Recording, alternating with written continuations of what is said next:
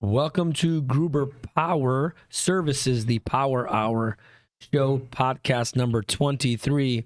I am Elvis Fenter with Gruber Power, and I have here next to me Lenny Hodges. He is our depot genius, our depot engineer, all of the above. And for the Veterans Day, and it is officially tomorrow. Officially tomorrow, celebrated by the federal government today. And acknowledged today. Yeah, acknowledged today. Yep. Very cool. So wanted to share a few things. We have officially reached the 1,000. We made it. Yeah. I mean, if that wasn't, that felt harder than some of my hikes, man. Getting to that is great. So congratulations to the team, to Gruber Power. I can't say thank you enough to everyone that chimes in, that subscribes, that comes in on the show and comments, to all of our guests. We are officially at over 1,000 right now. Since last week to this week, we added an extra 55 subscribers. So it's great to see how we're growing. And good news is the raffle that we were gonna eventually do for the 1,000 is not off the table. We are still working on the details and when we're going to bring that up and what's going to be the next marker of what we're trying to reach. Again, can't thank you guys enough. Can't thank Jesse, Aaron, everyone, Richard, Cassandra, Claude and me, and everything we do, and Jesse. Yeah, you guys throw on a good show too. Good. Yeah, I good really work over appreciate there. it. Pete started this. He was he's the revolutionary and all this stuff on all the platforms. He's pushing it. Really appreciate that. Appreciate every single one of our viewers and the people that really do make this show so amazing. It's encouraging to see all the interaction and the people come through. So we wanted to thank everyone. But today, per our background, we wanted to give a special salute and a special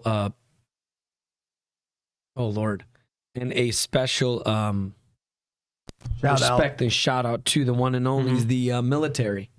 Yes. The people that do something that a lot of us can't. I'll admit I can't. I wouldn't enlist. It's something that comes from inside. In my days and in my country, at a certain point until 1990, I want to say, you were obligated. When you were 17 and you had to, I believe, 17 or 18 for 2 years. My father, everyone in that time was obligated to serve. So, the opportunity here, someone is willing to and doing it on their own is just, it shows what we're about. And every single person that served, every veteran, anyone that's serving right now, from me, praying for you. Thank you so much. Thank you for your service, because you are modern day hero, and it's amazing to see. And that's why we have the American flag. We have that cool, really great background to give respect to the military, technology, AI, all that cool stuff. We have Lenny here today. He is going to really just work it, and we're so excited for all that he has to offer. But the great thing is Lenny's a veteran. Yes, I am. I did 26 years U.S. Air Force. I've got a lot of family also served in the military. My dad was a Marine. My granddad was Army, stuff like that. I've got lots of friends still in the military, a lot of mentors also. But yeah, a shout out to everybody who's still doing it, who's still grinding away. It takes a physical toll, but the military, what really gets you through is the mental side of it. You got to be mentally strong to get through it. Physically, you can get through it, but you gotta have that heart. You gotta have that dedication. And unfortunately, people have to sacrifice the ultimate sacrifice also. And those are the ones who can't be with us today, but we still remember them also. We honor them. We pray for them and their families for that ultimate sacrifice. So yeah, really excited show today. Veterans Day, it's a big deal. The kids get off school, so lucky them. But besides that, it's more than that. It's just, can I leave work or have a day off from school? It's really to honor such a big part of what our country's about, and to serve. And you said it's a mental, the mental toughness is what separates, Yeah. Hey, I'm not gonna lie, dude. I love my military movies, man. I mean, I'm a sucker for those Okay, things. so dude. with that Some one, great ones. what's your favorite military movie? I'm gonna go super like cliche, and great question, and then I guess we'll open it to everyone else. For me, it's Saving Private Ryan. Okay, a lot of people like that. A lot of people. I like love that. Enemy at the Gates. I just watched it a few days ago, and I know that was for a different era, and it was the Soviets and the Nazis. But I still loved. I just watched again Enemy at the Gates with a sniper, and with Jude Law. I mean, that was like, I forgot how fantastic that film is. But to me, it's Saving Private Ryan. To me, it's just the classic. I know Platoon. There's so many Full Metal Jacket. Full Metal Jacket is good for about the first half hour. It's a freaking like whirlwind, dude. It's a roller coaster film. It is. But for me, it would be Saving Private Ryan. Let me ask you. I'm old school. This one actually takes you back. Gary Cooper starred in a movie back in the 40s called Sergeant York, based on a true story where he was his religion. Based on his religion, he was a conscientious objector in World War I. Oh, wow. Actually was talked into going into the Army, and while he was in the Army, single-handedly had the most captures ever of German troops by one individual, awarded the Congressional Medal of Honor, and this was all without firing a shot.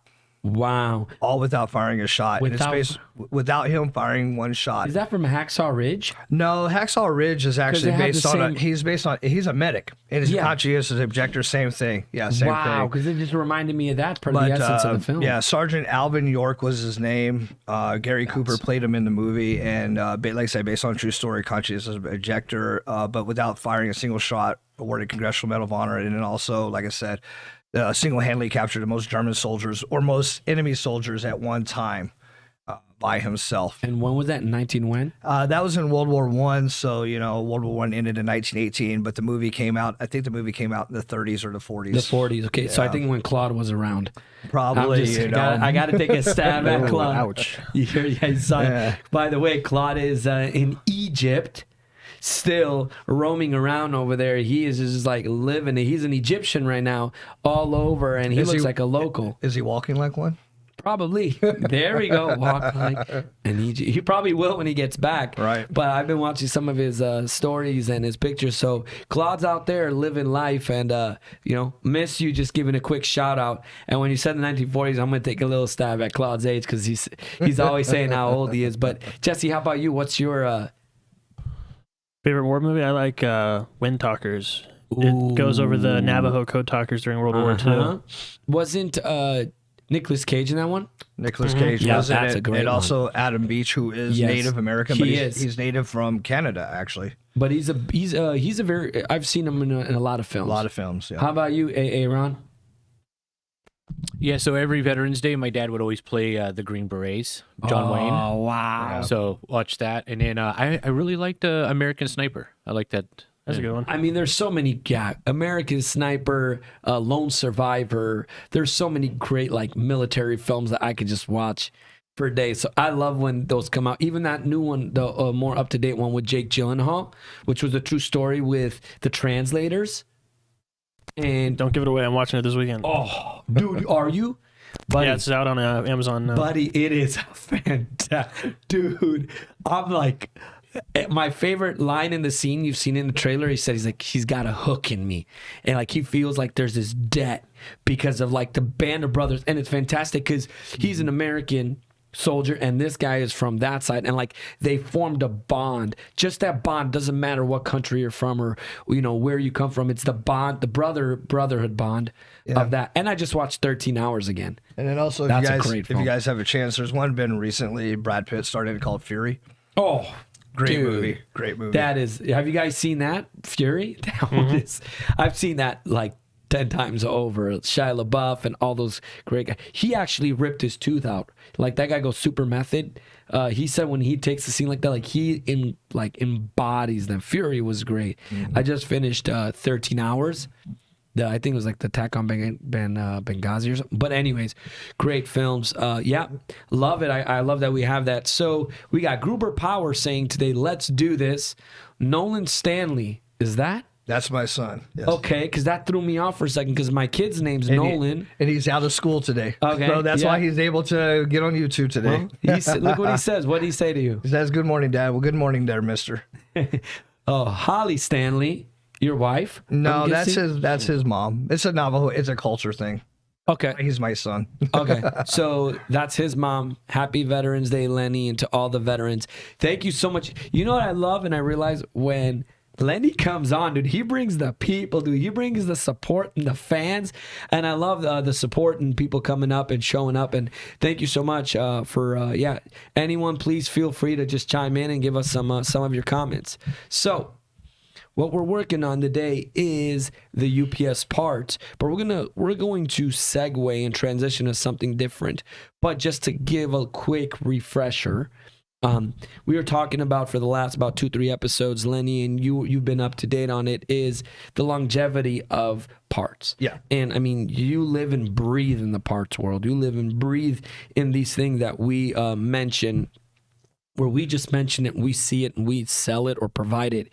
You are the guy that repairs them. You are the one that touches it all. So please speak a little bit on that, on the longevity and kind of just, in that world of repairing parts. Yeah. Well, like you guys have mentioned in previous episodes, you have your modular systems and then you have your component systems and everything. With components, like you guys have mentioned, the cards will last a few years, 20 to 30 to 40 years maybe.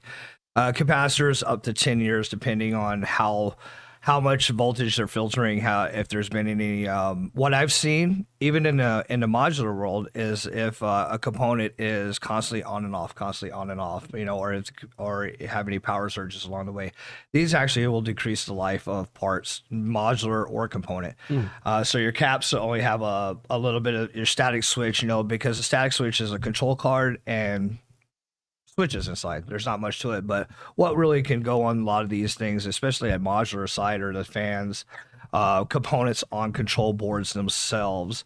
What I've seen is most of your major parts inside, like I say, a modular system, most of your major parts don't go bad for a while. They really don't go bad unless they've broken loose or somebody has actually major parts. What do you like a mean major, like for example, we had a 4KP on the last show I was on here. We had a SYPM 4KP power module. So inside of that, you got 3 large capacitors. Correct. Those capacitors really never go bad. They don't.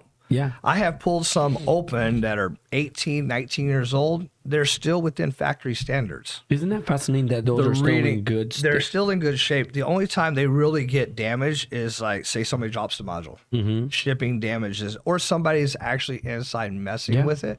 That's when they go bad. Now, sometimes they do go bad. Don't get me wrong. Yeah. But it's not very often. What really fails in some of these are the minor parts that you have that are on boards. The boards are actually what go bad most often. Boards and fans are what really go bad most often because they aren't built to withstand on off, or the surges that goes in. Okay. Now that's on the modular side. On the component side, they're made for that. But on the modular side, they're not really made for that. So a board can be working, and then 6 weeks later, you have a power surge, it fries the board. So now you got to go in and, replace components on the board. But on the component side, they're going to last longer. They're built like that. They're built to only be replaced when necessary, or when they're faulty, or after so many age, if their readings aren't within factory standards.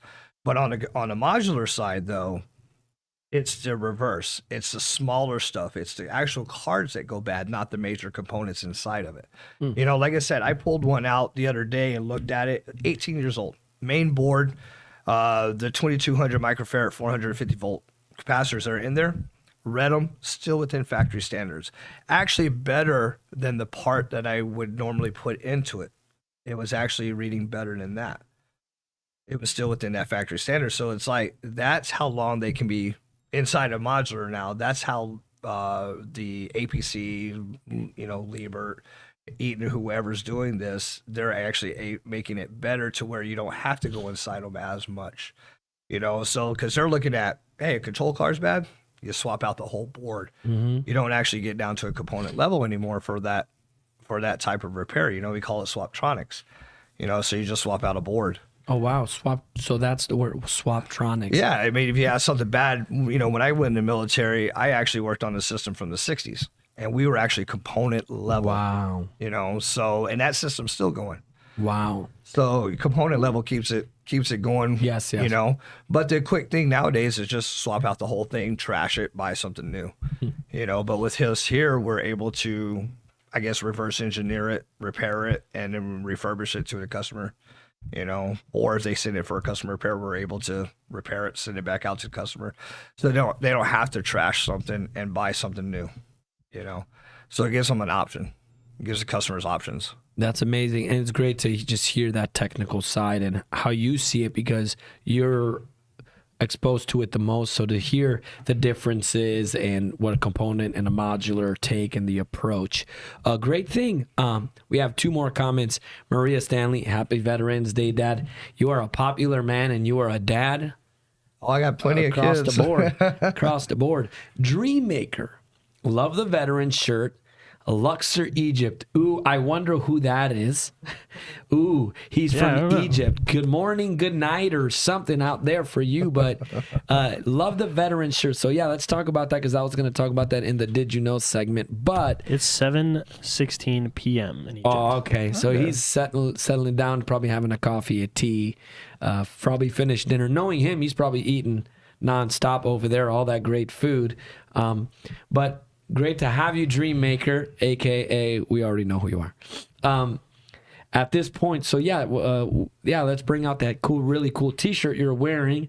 And what's it say over there, if anyone could see? It just breaks down the enunciation of veteran. Okay, and I'm going to have you stand up or turn around if you can. I don't know if you guys can read this or not. But. Let's see this. This is really cool. And I'll read it. It says, veteran, noun. Person who wrote a blank check payable to United States of America for an amount of up to and including one's life. I love it. That's a really cool shirt, and it's very, very, very true. It's a true statement. Dreammaker also says they need UPS and batteries in Sharm el-Sheikh and Luxor, Egypt. Claude, well, why don't you sell them some or give them some? Or you should have given them. Tell them if they would have jumped on the show, we would have given one off as a raffle. That's hilarious. I bet you he's seeing all that and he's like, yeah, they're probably behind on some of that. Need to keep the lights on in the pyramids. Yeah. Ooh, I want to read this one too, right? Ben Tange says, good evening from Ghana. Well, good evening to you, good sir, Ben. Thank you for jumping on and tuning in. It means a lot. And all the way from Ghana. Jesse, what time is it up in Ghana? You're going to find out soon enough. But yes, so we spoke about the parts, the UPS parts. Huh? 5:18 p.m. Okay, so you're getting ready for dinner, and 5 you're just hanging out, probably done with work. Appreciate you jumping in. Thank you so much, Ben. So what we were wanted to talk about and kind of transition to on this show is the internal and external components of a UPS. So we've been talking about UPS. We've been talking about batteries, power modules, parts, the lifespan, the end of life of equipment, different types of UPS. But now I wanted to get into something that's really important, is external and internal components of a UPS, and especially the external. Because people don't know, sometimes you can have something that's external that can actually live. You can have a bypass that's inside your UPS. You can have a bypass outside of your UPS, and it's its own, a standalone wall mount. Or one in a cabinet. In a cabinet. Yeah. So that's a few things we're going to go into today. And so the first one we wanted to talk about, which I'm very familiar with and I've worked with and provided to our customers, is the ATS automatic transfer switch. And it's usually a box. And Jesse, if you could bring up image ATS 001. Okay. Just so we can get an idea. And while you bring that up, why don't you read that one? Because I don't want to mess up the name. Talithia? That's my sister-in-law. Talithia Molnar. What'd she say? Happy Veterans Day, Lenny, and to all of our veterans. You're a popular guy, man. Thank you. I love it. So yes, this is the automatic transfer switch. And what it does is it automatically transfers power from the primary source back up during a power outage. It typically provides resilience for smaller, like interruptible UPS, anywhere from 10 kVA and up, and even below. But what it does is it automatically, you don't have to go and turn on or turn off any breakers, hence the ATS automatic transfer switch. And this is a great item and component to have for your UPS. What do you know, or what have you come across with anything on the ATS? I haven't dealt much with the automatic. I actually deal mostly with the wall mount or the cabinet ones that we have here, but I haven't really done anything with the automatic, except for, I guess, depending on your generator setup or your backup power setup. Correct. Is something like this you may want to have. I mean, you want to do it automatically, because if you can't, depending on where your stuff's at, you may not make it down to that floor in time. Exactly. You may not make it to wherever your battery backups or your power systems are. You may not make it there in time. So having an automatic can save that time. It can actually give you comfort. It's a feeling of comfort. So that is the purpose. Great. Exactly. You actually touched on it. The whole point of an automatic transfer switch is so you have no delay. It's instantaneous and automatic. And if you're at an offsite, you have this at an offsite, or you have 5 different ones at 5 different locations and you don't have 5 of the same this is what it's there for. And it'll do that without having any lags or gaps in your transition. And this is something that I recommend and is really important to have for certain operations. And depending what your customer is, this is really important to have. And it's a really great, and this is an external component. So again, we're talking about internal and external. This is your external, where you connect to your UPS and it's ready to go. And it's just a really great, and there's different sizes because the ampage and the volts, but it's mainly per amps, and it's an AC input power source. So that's really important to have, and it's something to consider. And like you said, instead of, you have to go do a manual transfer, or you have to shut them down, this doesn't, this resolves that issue. The next one is none other than our rectifiers. So rectifiers, I'm pretty sure you probably work with those. Those are actually the most common thing we have blown in some of the machines. In some of the modules is a rectifier. IGBT, in what modules in the UPSs? Yeah, in the power module? In the actual power modules. IGBTs or MOSFETs or anything like that, rectifiers. Those are the things that actually blow the most, because there's so much going on to them as far as voltage going into it. Okay. That surge, if you have a surge, all of a sudden it can blow, and they're made to last, but they're almost like it's almost like a safety thing too, like a fuse. Yes. Once certain voltage, they'll blow, and it actually protects the rest of the system. The problem is, though, is when they do blow, they'll usually blow the board out.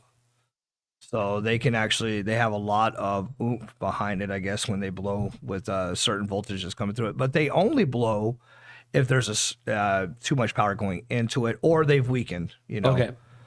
Because what they also do is they do regulate, like surges and an overload. So that's the whole point, is like if there's a large surge or an overload, and they bring it down, they filter it, they regulate it. So to understand, what's the point of a rectifier? It's to rectify and to convert the power from AC to DC power, and it regulates that. And it's also responsible for recharging the system's battery while the DC power routes to the inverter, which segue from rectifier, we're going to talk about inverter next. But that's the other thing. It segues and it redirects DC power to the inverter. So all of these work together in harmony, and these parts are not just there. They all have a specific role. And the rectifier is now, we're going to talk about again, an internal. So like we were talking about, ATS is an external component. The rectifier is an internal component, an internal part that does that exactly. And it's for that exactly like we were talking about. And it's great information that you shared that. And it's interesting that you said it's the most failed and the one that has the most issues because it does such a heavy workload. So it's very interesting. On power modules, is that usually what you go through on the rectifiers? Well, when something blows inside, most common in our power module, if something just blow up inside, that's the common thing that blows. Okay. Is inside of that. You know, your inverters, a lot of people know about inverters dealing with solar energy. Correct. You know, Correct. So to kind of put it in a novice term, or for someone to understand, you know, your inverter, you're taking AC, converting it, and, you know, inverting it to DC or whatever. You know, you usually have an AC input and a DC output. So that's what for anyone living in Arizona, we have a lot of solar out here, and that's what you're using to convert that first panel is an inverter. Yes. And rectifiers can be in a power module, and they can also be inside the UPS. Yep. So there's different types of rectifiers. Our next one, which we actually spoke about, and you mentioned, and it works hand in hand with the rectifier, is the inverters. And those are the AC and DC inverters. And if Jesse, if you can bring up image inverter 001 to make it easier.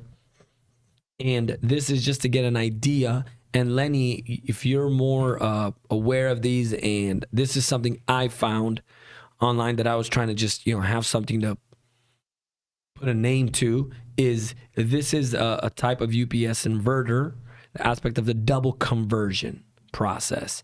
And it's to that whole thing of it converts input power from AC to DC power and is routed to the inverter, and then it converts the DC voltage back to AC output, and it's needed to power the critical load.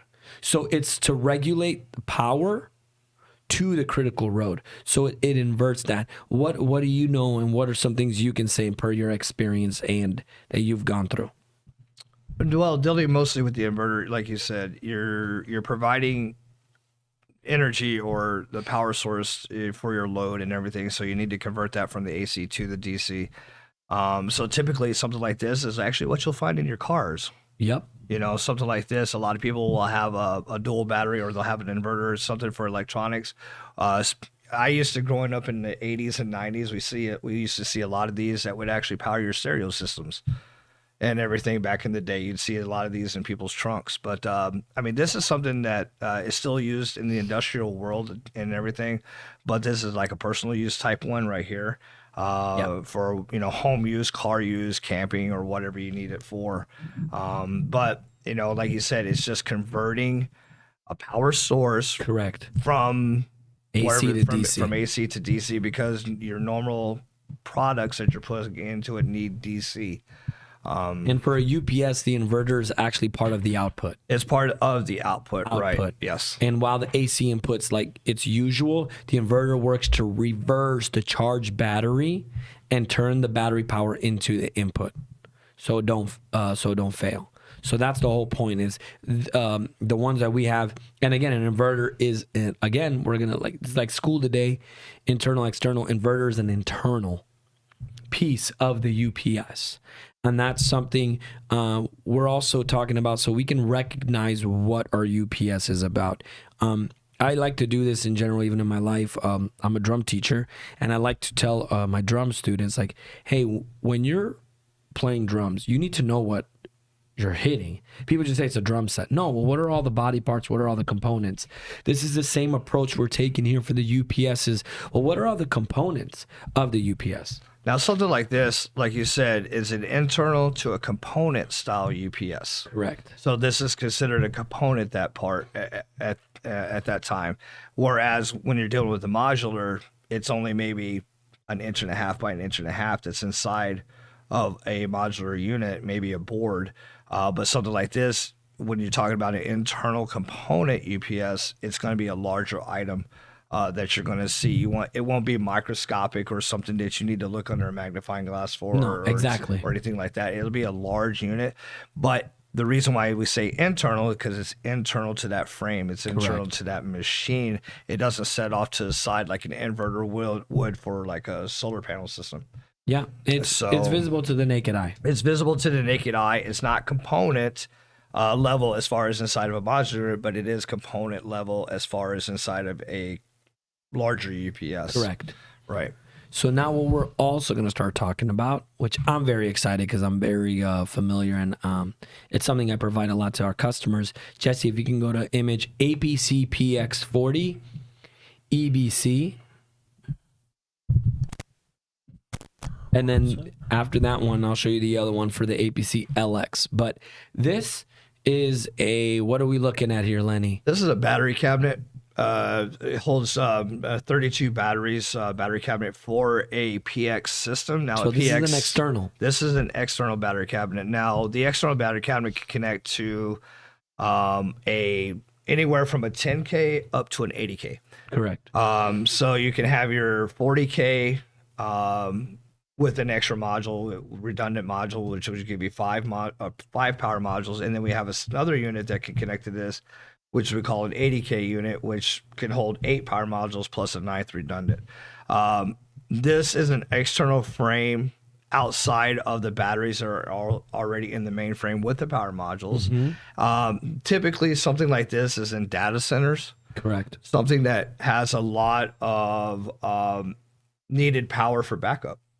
You know, this isn't something you'll see in your home, you know, but it's something that's something that really needs that critical power, that backup power. Even Like- certain buildings. I mean, we have this at ours in Yeah. the warehouse. This We is have it what at we have. Yeah, have it at ours because, you know, not only is this helping back up everybody's computer that works here, you know, but this also help back up servers that we have, anything like that that the Yeah. business is using, you know. It could be to phones, to systems, to It could light be structures. a lot of things. Yeah. It could be for a lot of things that you just need that backup power. You know, even people have smaller units that we have like this for just emergency lighting. Correct. You know, you actually need backup power for emergency lighting just in case it doesn't work. And you said smaller. Jesse, if you want to bring up, if you have that image, APC LX EBC 3, let's see if that one's there too. I'm not sure if I was able to find that one or I gave it to you as an image. But Yeah. what this is the whole point of these, the first picture and this picture, is they're to give more runtime. We've spoken on the show many times with myself and Claude and Pete and others, is the runtime, extended life, extended runtime. If you want 1 hour, I mean, I get this every other day, weekly from customers. Hey, I need this UPS with 2 hours of runtime. Right. I need this UPS with 15 hours of runtime. And what it is all those batteries we've been talking about, different types, series, parallel. If you remember, Aaron, when we went into that, and we went into types of batteries, lead acid. This is what we put those batteries in a chassis and in one of these, and it extends it. And it's very fascinating. So I had a customer reach out to me saying, hey, we did a field service report. We were talking about service, and we had a field service report, and he bought batteries about a year and a half ago. And in the field service report said, replace all batteries. And he's like, what? But I just replaced these a year and a half ago. I'm going to ask you, why do you think after a year plus, because these are up to like 3 years, we've been talking about life expectancy and performance of a battery. Why do you think a year and a half later he had to replace, because our field engineer did the voltage testing and all that? Why do you think? And this is not my only customer. I've had customers after a year or two, their batteries got to be replaced ASAP. And why do you think that's the case? Oh, sometimes you'll have one bad battery inside of a battery module go bad, and it can cause that module to go bad. Once that module is bad, then it subsequently snowballs to where each of the next ones are going to start to fail because it's draining on them. Correct. They're not charging correctly. They're not charging to their full potential, and they'll start to wear out. Correct. And also, when you have battery modules like that, they can actually cause other issues within the system that a lot of people think, oh, my power module is bad. No, it's not your power module. Or they'll think your intelligence module is bad. Very true. Not your intelligence module. A battery module, even one bad battery cell inside of a battery inside of that can trigger everything else to subsequently snowball, and you'll get a false fault. Correct. And it won't say it's a fault on those other items. No. Because, you know, a battery actually will not show up as a fault unless it's not reading. Correct. Unless the battery is actually not reading. So, but those batteries going bad internally, even so slightly, can cause other issues. And so if you're getting those other issues and you know your power modules are good, you know your static switch is good, that's internal or X or whatever, or your static switch is internal, but any one of those items, if they're all good, you've swapped them out, you've tried different slots or whatever, and they're all good, then you know you got a battery issue that's causing that. So at that point, you don't want to just replace one at a year and a half out. You know, depending on how much you have, you might want to replace them all, because you don't know if you put a new one in, are those other ones starting to go bad, so it's going to drain that new one also. So that could also happen. I've seen it in the depot where we put in a brand new battery with 3 older batteries because we had one going bad, but those 3 older batteries are already going bad, so now it's making that new one go bad from the get-go. So that's one thing that will happen. Makes sense. Just one little battery, just one battery itself inside a module. Watch this. Aaron and Jesse, why do you think my customer, after a year and a half, because he was like, he wasn't really accepting and having it when he's like, well, I just bought these a year and a half ago. Why do you think his specific batteries or battery modules had to be replaced and they were done with? Go ahead, Aaron. Let me hear what you got to say. We've talked about it. I'm quizzing you. I'm going to say heat. Heat related. Yeah, I was going to say the same thing. They probably weren't maintaining them properly. Environment. Yep. Yeah, they were it too hot. was, we've talked about 66 degrees to 72, 75, and they were over 80 degrees in that room. And he was just like, no. And we've told him, and we've given the reports, or we've given customers, hey, because of, I went to a one locally 2 days ago here in Scottsdale. It's a new possible customer, and their 10 kVA SmartUps was in their closet with their napkins, their snacks. And you know what they did? It was at the bottom, and they had 2 little fans just blowing towards the UPS. And I was like, ay, Dios mío. Like I went in different languages. I was like, I'm losing my mind. When I've done field work before, I had that happen. I had one instance where they had it in the closet, no circulation, and we had it on previous reports. You need to move because it was 92 degrees inside that closet, right? And then I had another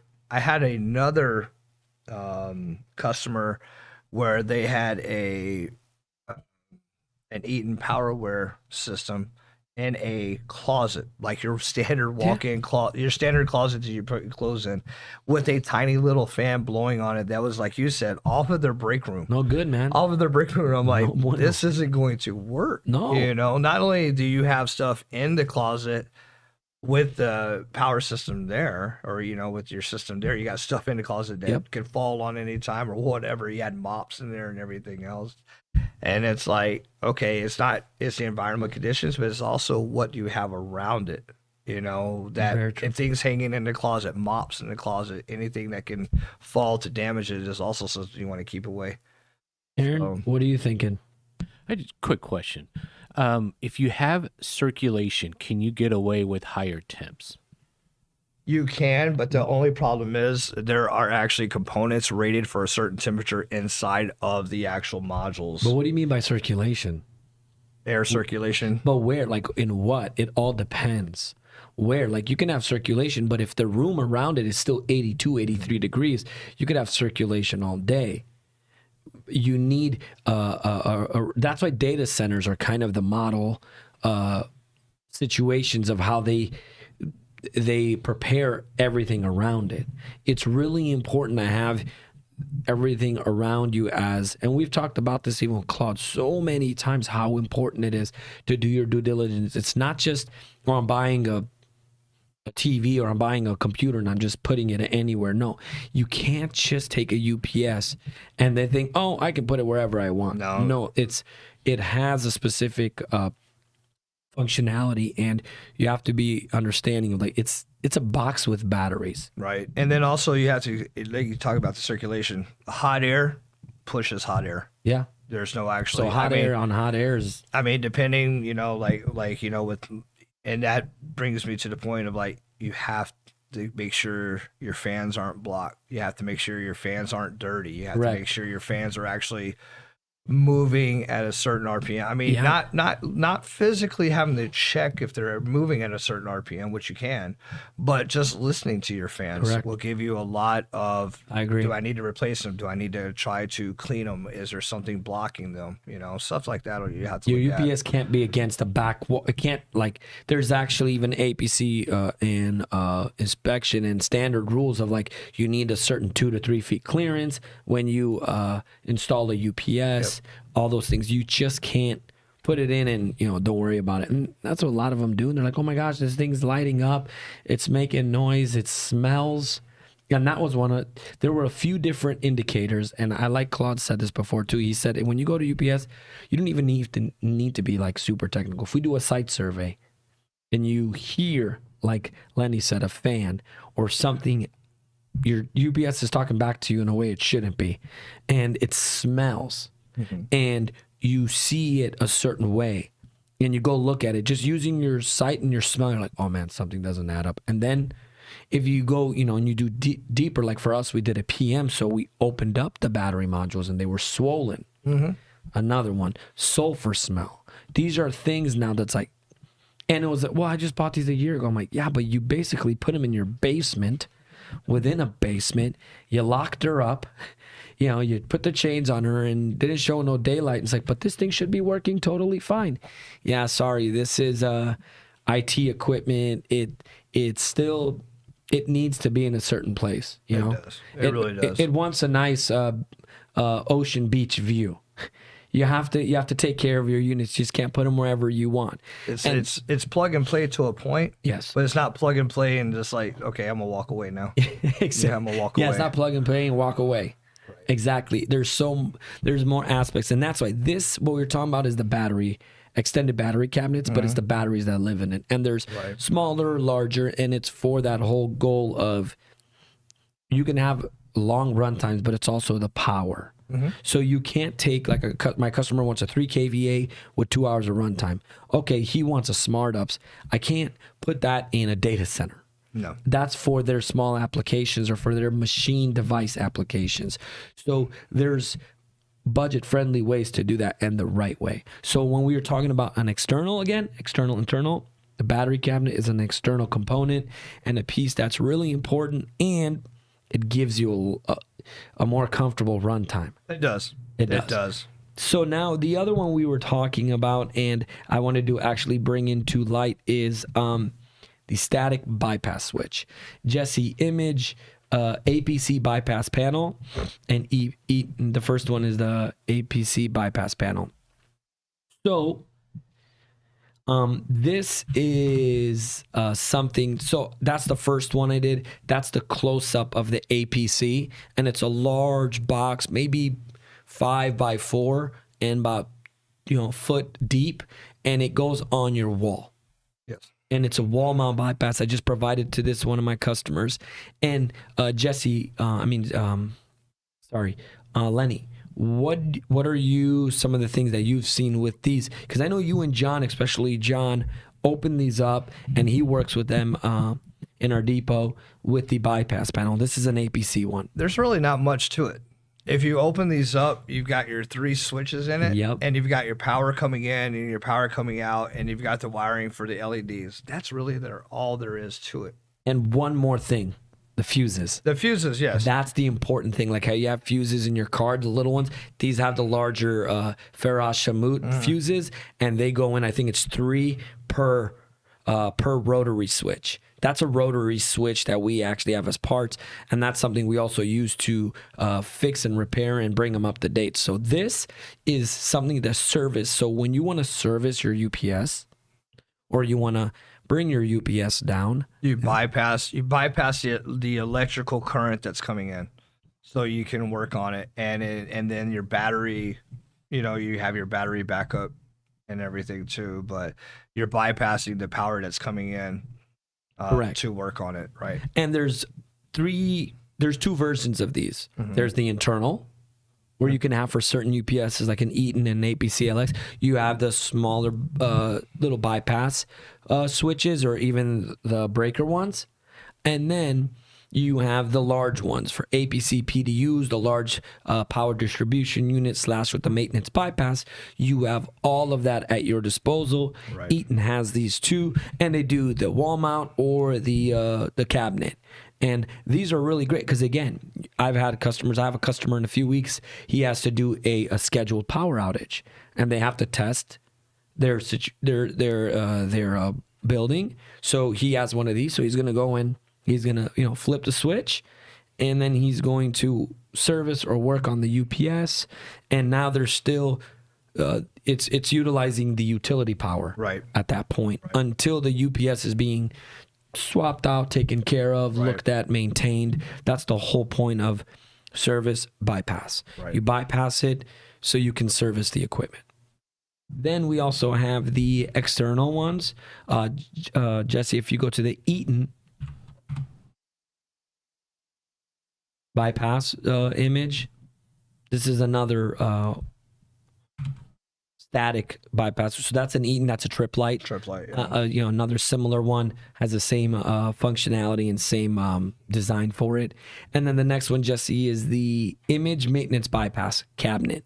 This is the one that's very common for APC, and we see and is very much utilized for their request. And now, again, it's an external component. It's an external addition, and a lot of customers want these. Because if you don't have these, you have to shut off your entire UPS. You have to shut it down, and then whatever's connected to it is done. It's done. Yes. Done. Yeah. So this gives you that bridge to bypass it, pun intended, to change the traffic so it goes to the main power back, and then you can work and this is the bigger, larger configurations in data centers, in big bigger spaces and groups that utilize these. So this is another type of it, and we saw the two wall mount ones, and this is the external one, and then there's also the one that can go inside internal. It sits in the UPS, sometimes on top of the UPS, but still in the box or inside. Now we're going to go to a very important one, which is the internal part, which you live in and you probably know better than anyone because you have to work with these and touch these, is the fans. That's what my point earlier was. Fans circulate the air, and most of your fans they're not actually pushing the air out. They're sucking the air in from the front to the back. So it's a cascade effect across the components to try to cool them. Yeah. So when you're pulling the air in, you're pulling it across because most of your stuff, they're going to have some type of heat sink that also made out of aluminum that's going to help absorb some of that heat. And so what the fan's doing, it's actually, not only is it trying to cool the components, it's actually cooling those heat sinks. So the heat sinks can cool down and absorb more of the heat from the components.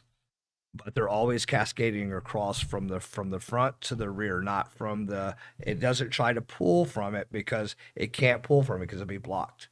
With everything that's sitting inside modular or component, things are going to be blocking it sometimes. A cable can fall in the back side of it. Now the cable's not in it, but something gets in that restricts airflow. So that's why you want to pull. That's why you want to pull in and not pull out. Yeah. Because also, if you're pulling out, what if it pulls something into the fan? And then you have damage right there. Great point. So that's why you're pushing across, but you're cascading it. And of course, that's why you have heat sinks to actually absorb that extra heat from a component. So, Aaron, when you asked about, what if the airflow, you were talking about airflow or circulation? Circulation. Okay. The problem with their circulation is it's about the temperature. You can have circulation, but what's the temperature that's circulating? And here's why. So UPS fans have a few different factors. One is ambient temperature, humidity, particulars, what he's talked about, dust, particles, clogged air filters. We always have moments too where we have to, when a customer is asking for caps and fans, they say, do we have filters? Because they kind of live together. So that's something else. You may have circulation, but if you're circulating hot heat, well, that's a double heat and it's hot over and over again, it's going to not benefit your UPS. It's not a good place to be. So it's the same thing like you're hiking in hot weather. Yeah, that's going to mess you up. even if you're out there in the open and it's all beautiful and circulation, like you're still in heat, you're still in those things around you. So that's something. And then the last thing we're going to touch on, and then we're going to go into the did you know, is the UPS capacitors. We've talked about these. Pete has talked about the technology, and the whole point of these is that this device is designated to store and release electrical energy. And filter it. Yes. Yep. And filter it. Yes, and filter it. So that's why sometimes if you have a power surge, you can blow a capacitor. Also, a capacitor can discharge at any time. Even recently I had a capacitor that sat for 2 weeks. Wow. Inside of a power module. It was still live. It had not discharged at all. So even if you remove power, like you said, it charges, discharges at any given moment. It stores the electricity in there and releases it when it needs to. But even if you remove a power source from a capacitor, it can still store it for up to 2-3 weeks, what I've seen, depending. And what are some other ways and names for the capacitors in your field since you were in the military? I know it was probably not always called that. You guys had other verbiage or words for it. Condensers. Condensers is one that you see it in auto, planes, boats, things like that. They actually could be called condensers in that field. Okay, so that's what you guys referred to it as, condensers. All right. So great information. Very knowledgeable. Just to have an idea of what's internal components and what are external components. Because I've had it many times. If I had to put it down maybe once a week, people saying, I need a part. Okay, what do you need? A loose battery. It's not a part. It's a component. It's a component. It's a component, but it's not a part. You're right. I try to say that too. People like a power module. It's a component. It's not a part. Exactly. It's a component of a bigger system. Yes, I get it. It's a part of something. It's a part of something, but it's a component of an end system. Exactly. Yeah. So that's why at times we just want to educate ourselves, and even it's refreshers and reminders, because I've had even people in the industry saying, "Hey, I need a part." Okay, what do you need? Battery module. Component. Yeah, it's a component. So it's like, right. Okay, that's good to know. So now we are going to jump to the greatest part for Veterans Day is the did you know? And I did that drum roll, honor of the military and the snares and all that cool marching stuff they do, because Lenny is going to kick off the did you know in honors of Veterans Day, in honor of his service and what he's done. And he is not just a normal dude. He is a veteran. He's someone that's done so much. And we want to just kick off this did you know with Lenny has some great things. And I'm going to probably ask you a few questions, and feel free to challenge us with our knowledge, because we like to always participate. Jesse always likes to give his ideas and answers. And Aaron's always, right now, and the scoreboard that I'm making up on the spot, I'm beating them. I have more answers than all of them. I don't know. I've seen the podcast every week. I think I'm beating all of you, anyways. That's fair, but I get my answers from Google, and Google's never wrong. So Lenny, why don't you get us going? Okay, so did you know that the origin of modern day Veterans Day is actually called Armistice Day? It actually came about at the end of World War I on November 11th, 1918, when an armistice was signed. After the war had ended in June, but 7 months later, an official armistice was signed in France, November 11th, 1918, at 5:45 in the morning, is when World War I officially ended, and that became Armistice Day. Well, President Wilson actually declared an Armistice Day in order to recognize the veterans of World War I. I did not know that. There was not a Veterans Day to recognize all veterans at that time because we hadn't had a war, except for the War of 1812, the Revolutionary War, stuff like that. Okay. But Armistice Day came about, so President Woodrow Wilson at the time decided to make Armistice Day an official holiday to recognize the veterans of World War I. But in May of 1938, Congress actually made an act that made November 11th each year a legal holiday celebrating the veterans, but only at World War I at that time. We had not entered World War II Okay. yet. So it's just for that. Quick question. Right. Why do they do this? That is the I salute. know why the Three Stooges do this. Well, It's to protect your eyes from the eye gouging, but why this? So a salute actually goes back like to that one. the medieval times. Really? When other knights approached you, you had your face guard down. Okay. In order to lift up your face guard, you had to lift up like this so you can recognize Really? the other individual. Yeah, Jesse, Aaron, when you see me, I want my respect, and you salute me like this, boys. So Good to Three Stooges it one. actually comes from I'm asking for it too actually much. it actually comes from the medieval times as far as Wow. knights recognizing each other. That is okay. I did not know that.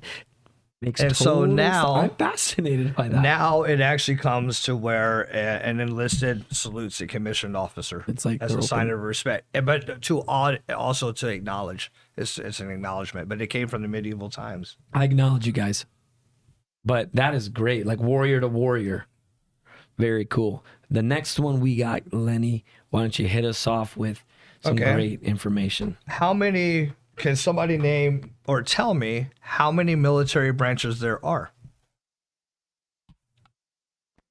I already know because you helped me with this, so I can't give the answer. And then name them off. What do you guys know? I only named 4 when I was talking to you about it. You're probably forgetting the Coast Guard.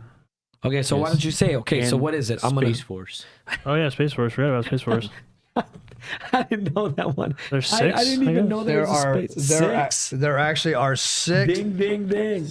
military branches which actually fall under 4 departments. 4 departments. Now you have the Department of Defense, right? Okay. But then you have the Department of Navy, which has the Navy and the Marines. Okay, so they're one. Then you have Department of the Army by themselves. Yeah. Department of the Air Force, which has the Air Force and the Space Force. Space Force. And then the Coast Guard actually falls under the Department of Homeland Security. A lot of people think that they're part of the Department of Defense because they are a military branch, but they actually are part of Homeland Security. I didn't know Space Force exists until they made a series on Netflix, like a comedy spoof. And I was like, 2018 is when they officially became a branch. that's amazing. So there's 6. Aaron, what you got?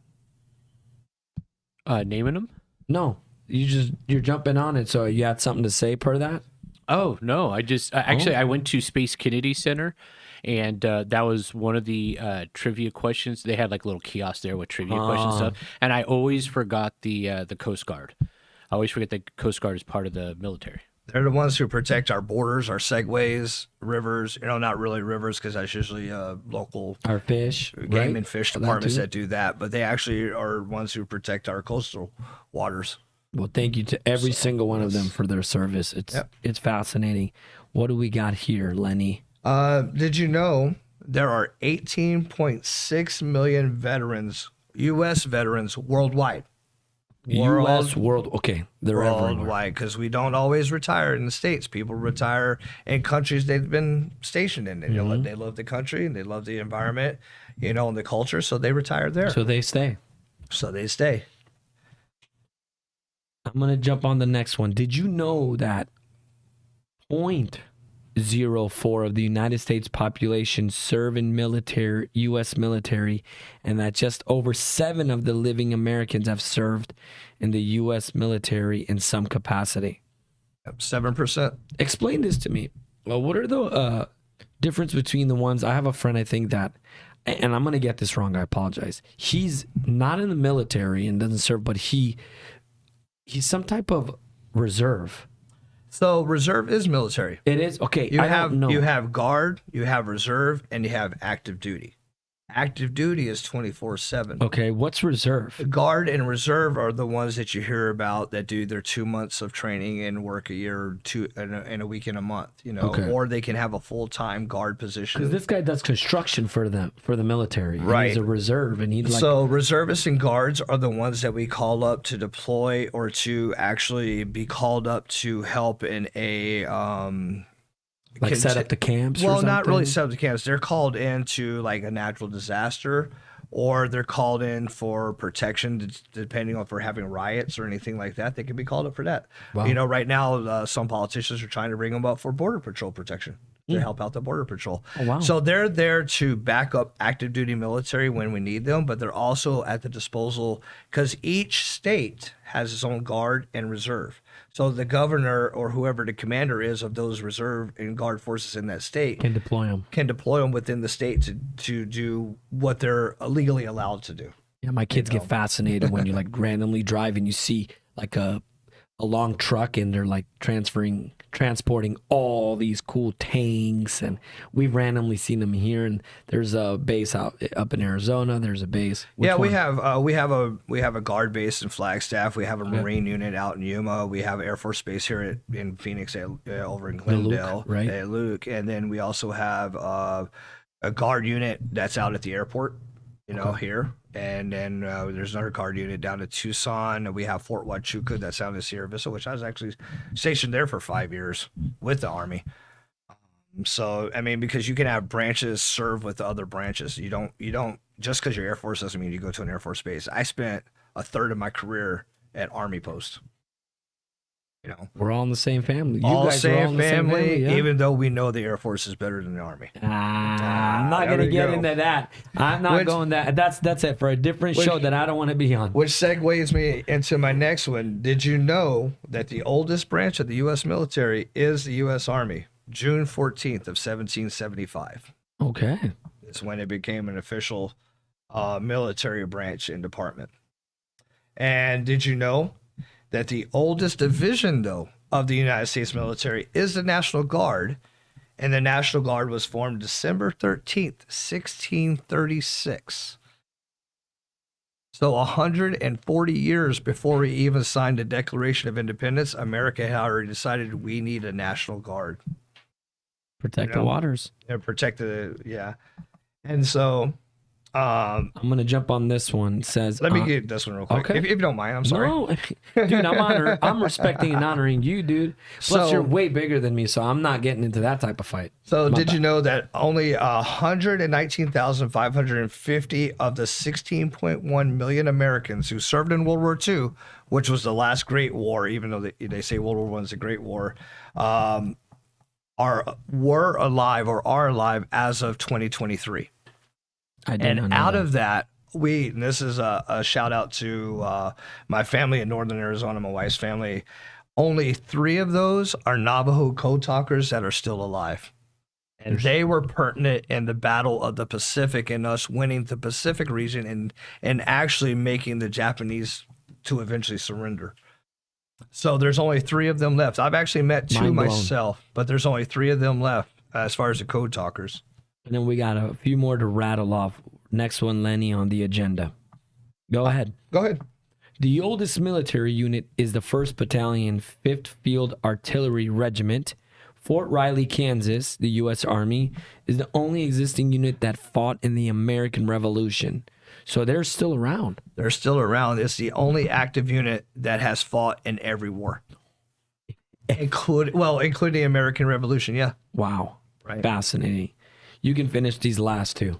Okay, and this is something I learned in my 2 tours overseas to Korea. Did you know that the longest ongoing war that the United States is still involved in is the Korean War? So an armistice was signed in 1953 as a ceasefire at the time, but technically the war has never ended. Wow. The Korean War has actually never ended. We've never admitted defeat. We've never admitted victory. Both sides. Both sides. Both sides. But that's why you have that demilitarized zone between North and South also. But yeah, that war is actually still technically an ongoing war from 1950. Fascinating. And we're 73 years later. And I had no idea. Mm-hmm.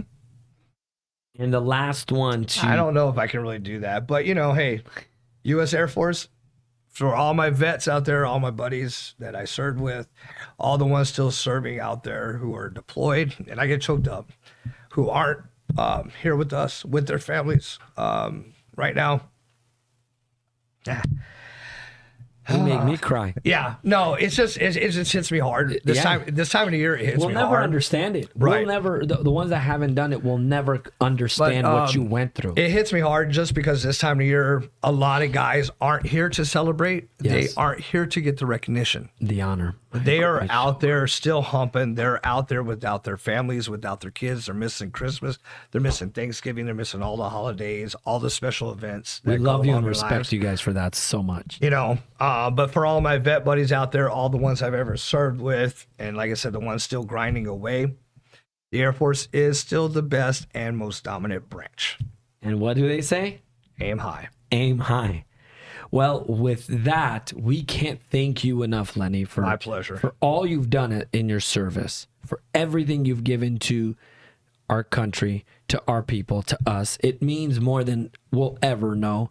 All you've given to all your brothers in arms, and we respect and we love you guys more than anything. And you're a brother here to the Gruber. Everything you do. I mean, me and you're always, we constantly talk. You say, hey, come over here. I got to talk to someone. I'm like, oh my gosh, am I in trouble?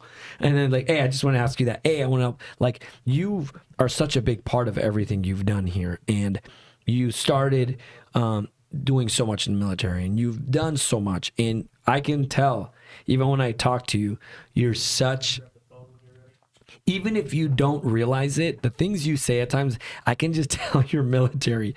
The way you talk, the way you say things, the way you communicate, you come across, I'm like, yeah, this guy is, this guy's legit, like intense, legit military. I see why. So it's amazing to see. Thank you so much for everything you do. Thank you to everyone that jumped in on the show today. And we're going to say one more time, thank you to all of our veterans, everyone that's ever served in the military, to their families for the sacrifice, to those that have given their lives, to those that are still serving. We love you and respect you. And we say happy Veterans Day to everyone. Lenny, I'm going to let you finish since this is for you. Nothing less I got to say, but hey, just keep grinding away out there, guys. We're all supporting you here with the rear and the gear. Thank you. Have a good one.